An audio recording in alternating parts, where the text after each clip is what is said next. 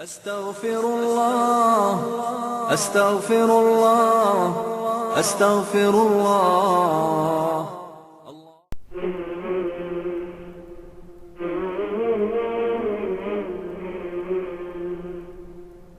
Here is the world's most normal-looking appendix for the reasons we will soon describe.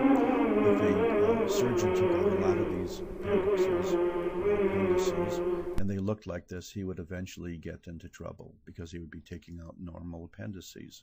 Let's look at the salient features of a normal appendix in its perspective as being a classical, typical example of just about any part of the GI tract.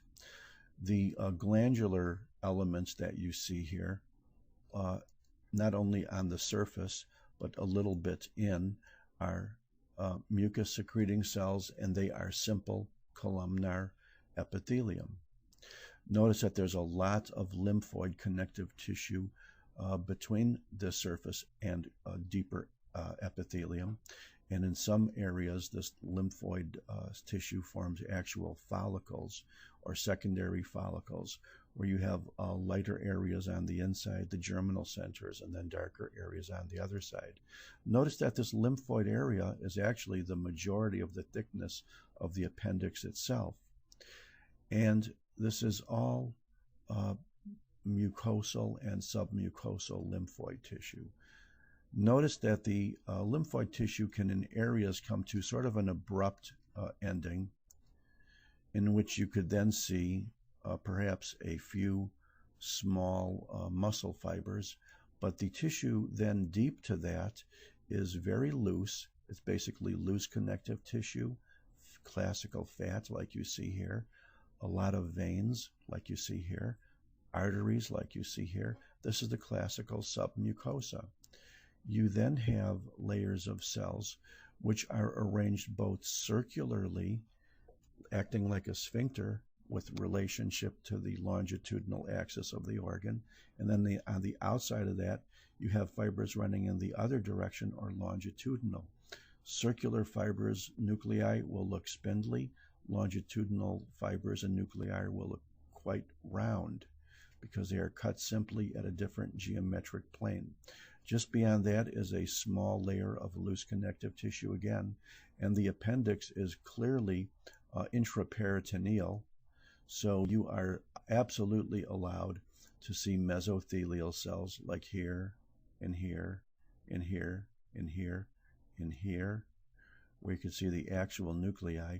These are true mesothelial cells covering the surface peritoneum. You would not call this adventitia. You would call this peritoneum or serosa or visceral peritoneum. You can call this a blood vessel because it is. You can call this muscle fibers cut transversely to their axis. You cut these muscle fibers cut longitudinal with respect to their axis. You could call all of this loose connective tissue submucosa because it is. You can call all of this lymphoid tissue primarily mucosal, but sometimes extending well into the submucosa. And you then call, going backwards now, the surface epithelium and the small invaginating glands, or pits if you would like to call them that, the mucosa of the appendix, and the intervening cells in the mucosa, chiefly lymphocytes and some connective tissue cells, would be lamina propria. I want to say one more thing. Notice that both the circular as well as longitudinal muscle fibers are nice and clean. What I mean by that is there is no infiltration of inflammatory cells, especially neutrophils, into these muscular layers. And if there were, we could then diagnose acute appendicitis. But I guarantee you, if we drove around this entire appendix, we would never see any significant infiltrate of inflammatory cells. We do, however, see some dilated blood vessels in the serosa, which is quite common, even secondary to surgical manipulation. But there is no infiltration of inflammatory cells into the muscular layers. And I thank you. هاتنا واللي كفا ولنعاود من قريب